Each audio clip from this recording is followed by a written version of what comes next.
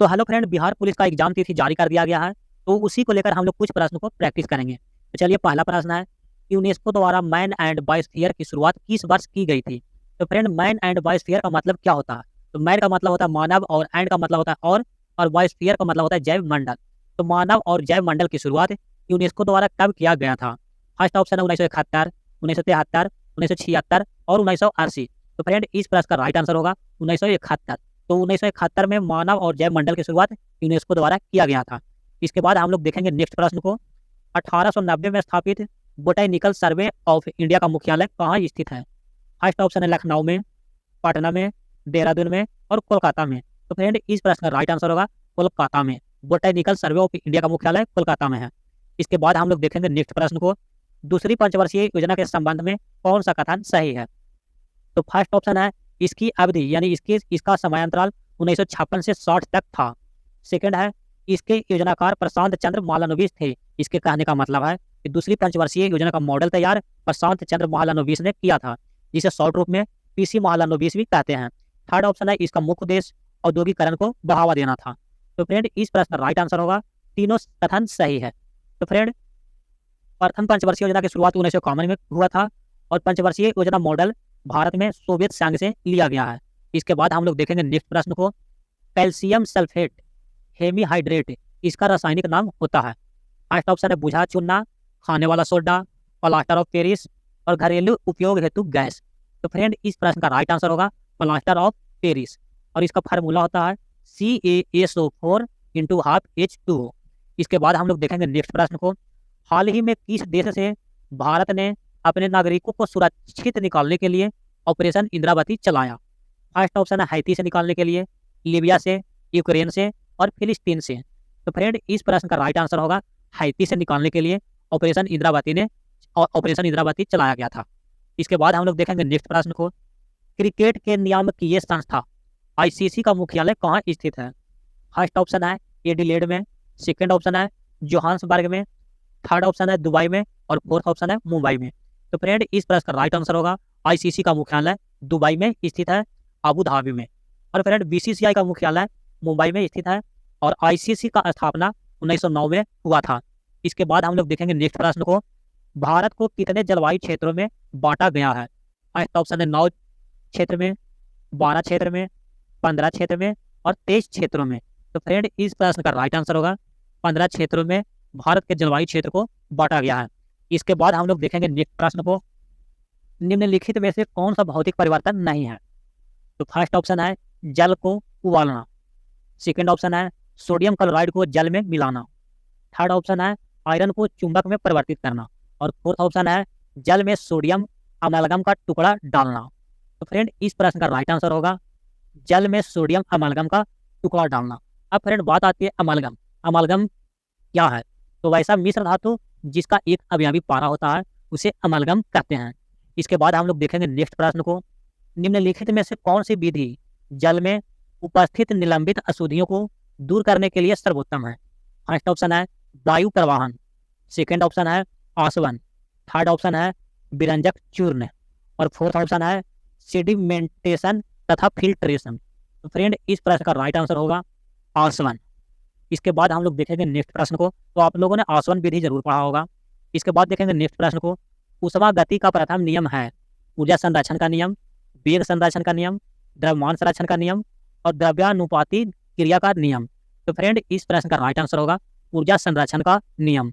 इसके बाद देखेंगे नेक्स्ट प्रश्न को। कोशिका के अंदर ऊर्जा का निर्माण किसके द्वारा होता है? फर्स्ट ऑप्शन है केंद्रक द्वारा, केंद्रिका द्वारा, हरित लवक द्वारा और माइटोकॉन्ड्रिया द्वारा। तो फ्रेंड, इस प्रश्न का राइट आंसर होगा माइटोकॉन्ड्रिया द्वारा ऊर्जा का निर्माण कोशिका के अंदर होता है। इसके बाद देखेंगे नेक्स्ट प्रश्न को। भारतीय मोर का वैज्ञानिक नाम क्या है? फर्स्ट ऑप्शन है पैंथेरा टाइग्रिस, सेकंड ऑप्शन है राना टिग्रिना, थर्ड ऑप्शन है टाइवोक्रिस्टेटस, फोर्थ ऑप्शन है होमो सेपियंस। तो फ्रेंड, इस प्रश्न का राइट आंसर होगा राना टिग्रिना और होमो सेपियंस मनुष्य का वैज्ञानिक नाम है। इसके बाद हम लोग देखेंगे नेक्स्ट प्रश्न को। भारत में मानवाधिकार संरक्षण अधिनियम कब लागू हुआ था? फर्स्ट ऑप्शन 1990 में, 1991 में, 1992 में और 1993 में। तो फ्रेंड, इस प्रश्न का राइट आंसर होगा 1993 में मानवाधिकार संरक्षण अधिनियम लागू हुआ था। इसके बाद हम लोग देखेंगे नेक्स्ट प्रश्न को, निम्नलिखित में से कौन सी नदी घाटी क्षेत्रफल की दृष्टि से सबसे बड़ी है? फर्स्ट ऑप्शन है नर्मदा, कावेरी, ताप्ती और महानदी। तो फ्रेंड इस प्रश्न का राइट आंसर होगा महानदी, और महानदी पर ही एक बांध है, हीराकुंड बांध है। इसके बाद हम लोग देखेंगे, और नर्मदा नदी को एक और नाम से जाना जाता है, रेवा नदी के नाम से। और कावेरी के बारे में तो आप लोग जानते हो, कावेरी जल विवाद कर्नाटक और तमिलनाडु के बीच होता है, और कर्नाटक यानी बंगलौर में जल संकट भी धीरे धीरे आ रहा है। इसके बाद हम लोग देखेंगे नेक्स्ट प्रश्न को, उत्तराखंड के गांधी के रूप में किसे जाना जाता है, यानी उत्तराखंड के गांधी किसे कहते हैं, किनको कहा जाता है? तो फर्स्ट ऑप्शन है गौरा देवी, सुंदरलाल बहुगुणा, माधव सिंह भंडारी, इंद्रमणि बडोनी। तो फ्रेंड इस प्रश्न का राइट आंसर होगा इंद्रमणि बडोनी को उत्तराखंड के गांधी के रूप में जाना जाता है।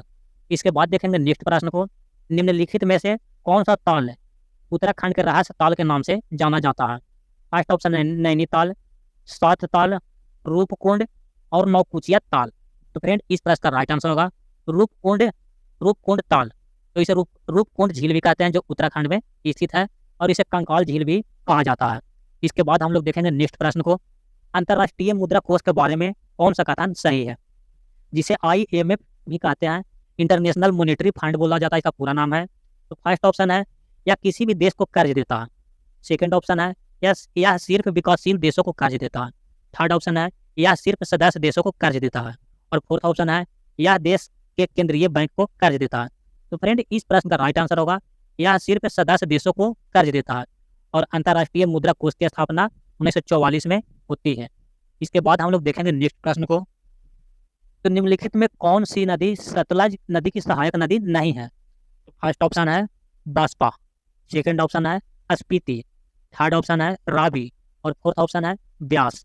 तो फ्रेंड इस प्रश्न का राइट आंसर होगा रावी नदी। तो रावी नदी हिमाचल प्रदेश से रोहतांग दर्रा से निकलती है, और ब्यास नदी पर एक बांध है, थीन बांध है, जो ब्यास नदी पर है। इसके बाद हम लोग देखेंगे नेक्स्ट प्रश्न को, कोडरमा किस खनिज के लिए प्रसिद्ध है? फर्स्ट ऑप्शन है लौह अयस्क, अभ्रक, जिप्सम और बॉक्साइट। तो कोडरमा जो है अभ्रक के लिए प्रसिद्ध है, जिसे भारत का माइका स्टेट भी कहा जाता है। अब हम लोग देखेंगे नेक्स्ट प्रश्न को, केंद्रीय सूचना आयोग की स्थापना किस वर्ष हुआ था? फर्स्ट ऑप्शन है 2005 में, 2006 में, 2007 में और 2008 में। तो फ्रेंड केंद्रीय सूचना आयोग की स्थापना 2005 में होती है। इसके बाद हम लोग देखेंगे नेक्स्ट प्रश्न को, वायु संरक्षण एवं प्रदूषण नियंत्रण अधिनियम किस वर्ष बना था? तो फर्स्ट ऑप्शन है 1980, 1981, 1974 और 1986। तो फ्रेंड इस प्रश्न का राइट आंसर होगा 1981 में वायु संरक्षण एवं प्रदूषण नियंत्रण अधिनियम बना था। इसके बाद देखेंगे नेक्स्ट प्रश्न को, जेम्स एंड्रयू रामसे भारत के किस गवर्नर जनरल का वास्तविक नाम था? फर्स्ट ऑप्शन है Lord Dalhousie, Lord Canning, Lord north और लॉर्ड कर्जन। तो फ्रेंड इस प्रश्न का राइट आंसर होगा लॉर्ड डलहौजी। इसके बाद हम लोग देखेंगे नेक्स्ट प्रश्न को, 2 या 2 से अधिक राज्यों के लिए एक संयुक्त लोक सेवा आयोग बनाया जा सकता है। फर्स्ट ऑप्शन है संबंधित राज्यों के निवेदन पर संसद द्वारा, सेकंड ऑप्शन है लोकसभा द्वारा, थर्ड ऑप्शन है संघ लोक सेवा आयोग द्वारा, और फोर्थ ऑप्शन है राज्यसभा द्वारा। तो फ्रेंड इस प्रश्न का राइट आंसर होगा संबंधित राज्यों के निवेदन पर संसद द्वारा। अब फ्रेंड आप लोगों को ये सेट कैसा लगा, तो आप लोग कमेंट में जवाब जरूर दीजिएगा। तो इतना ही, जय हिंद।